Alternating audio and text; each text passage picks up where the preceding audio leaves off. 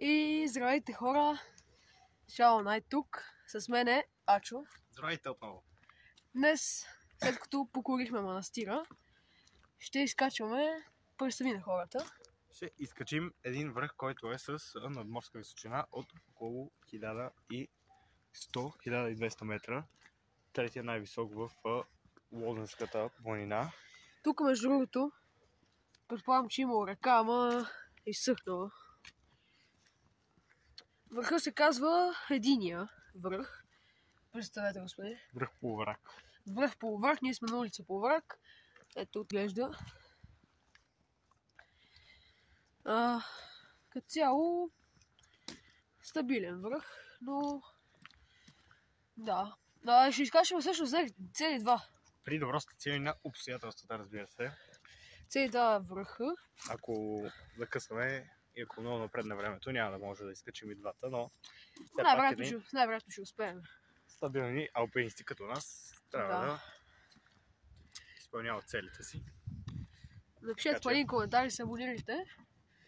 Ние тук малко ще ви разходим и на всеки момент интересен горе-долу ще включваме. Доста красиво, както винаги, природата. Особено българската природа. Да, малко сняг има. Там се вижда Стара планина. Нагоре се вижда планина, която е корявна. Не е за подценяване, между другото. Разбира се. Нито една планина не е за подценяване. Трябва да си има уважение към планините. Така е. Така, когато има нещо интересно, се включваме. И хора, следващото интересно да се включваме.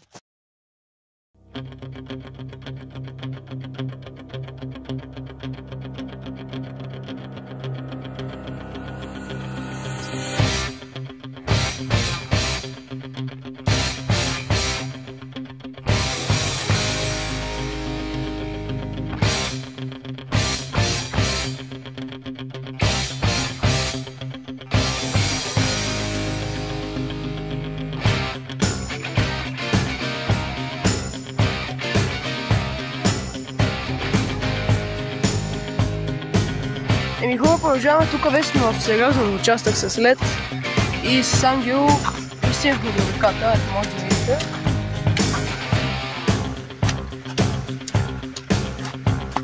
И това е цяло. Там горе има някаква пътека, която води в същото място, така че намерихме си и импровизирани щеки. Ето там и моята. Доста остри краища. Да. Ще не е особено полезни. Така че сега като направим малко пак ще се случва.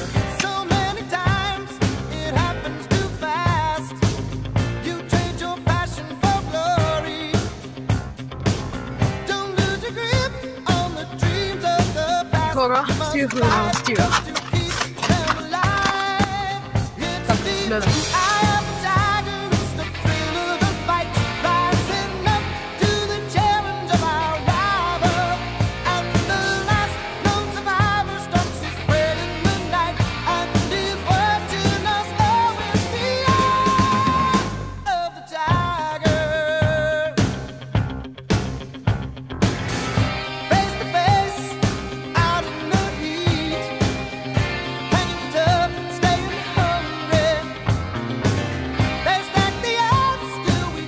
Хора, виждате каква красота.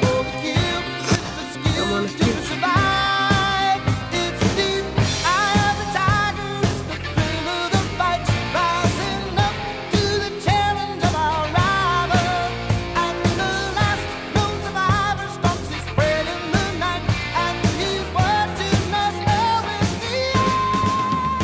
Хора, отидахме си. И атакуваме върха, виждате какви гледки на там. Аз съм с моята пръчка ледоразбивачка. Да, взех неговата, защото другата беше някакво гадно. И атакуваме най-сложния район. Вероятно предстои. Доста зареден, вече на тази надморска височина.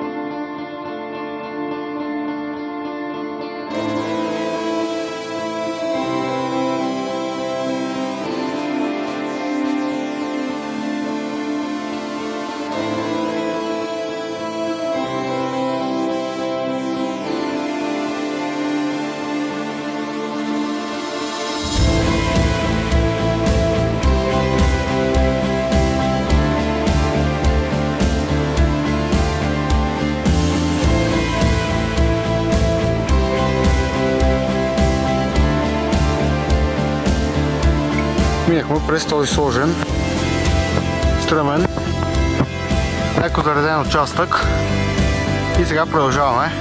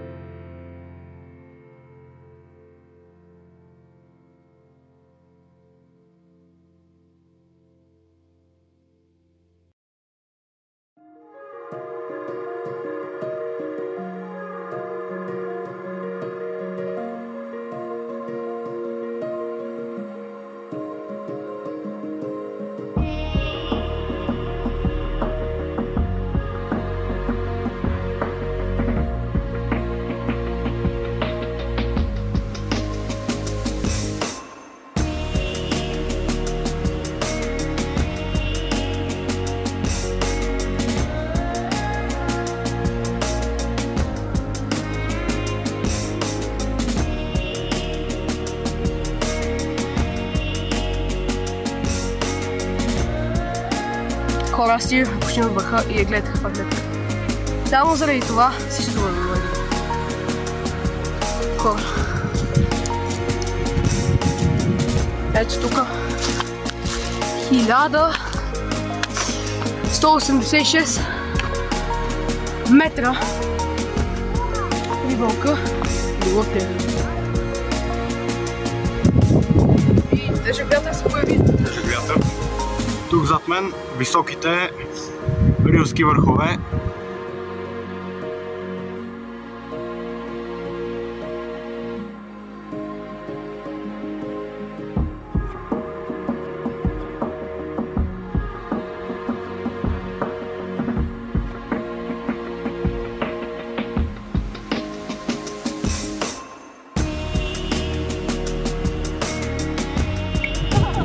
Тук е едно знаме и зад мен високите върхове Витоша, Черни връх и Резените. Връх е толкова хубаво, защото има гледка и към Витоша и Рило.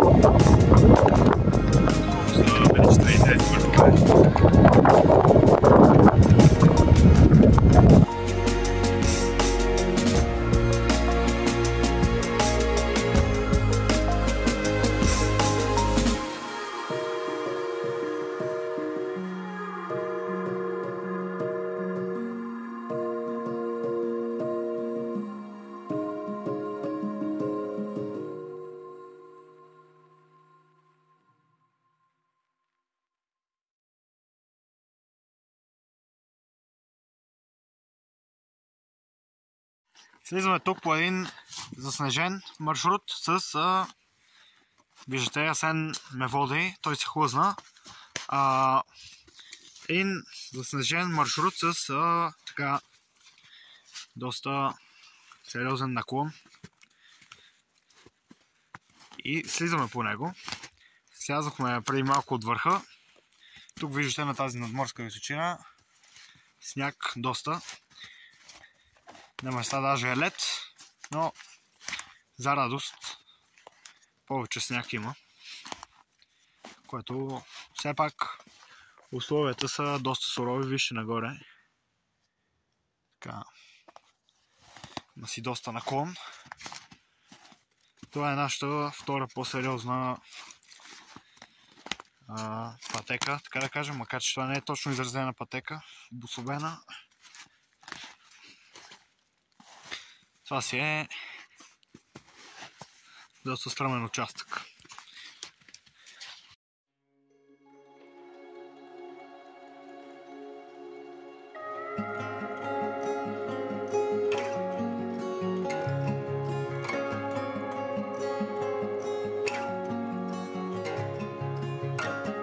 Така, тук след едно тежко слизане стигнахме до тази пещера. Една тежка пещера. Тежко слизане и решихме вместо втори връх да атакуваме, да дойдем до тази пещера. Така ето, ще влезем тук за малко да видим какво има. Доста тясно. Едвам се провирам тук. Така, пътя продължава, но... Така, втори опит. Влизаме в пещерата. Тук имаш ли? Да. Имаме фенер тук.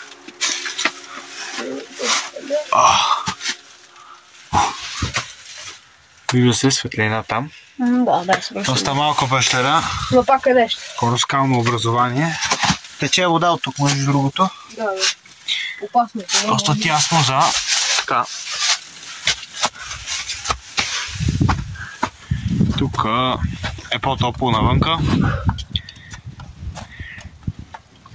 Прекрасно. Пътя нагоре е... Няма да е лесен. Няма да е лесен, но... Нищо лесен е хубаво. Трябва да се върнем от тук по пътеката нагоре, която почти през цялото време е заснежена. Надолу преки пътища, но не възнамерявам. Този път, да. Този път, може би, да си продължим нагоре. Виждате Асен, тръгва вече водача на нашата група от 2 човека. Хайде до после.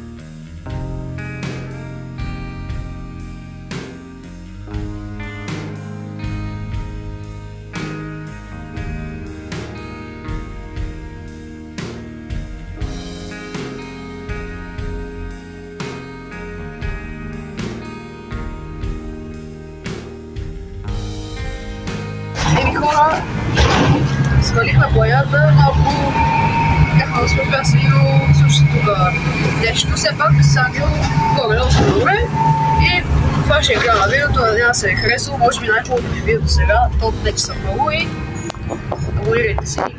Лека!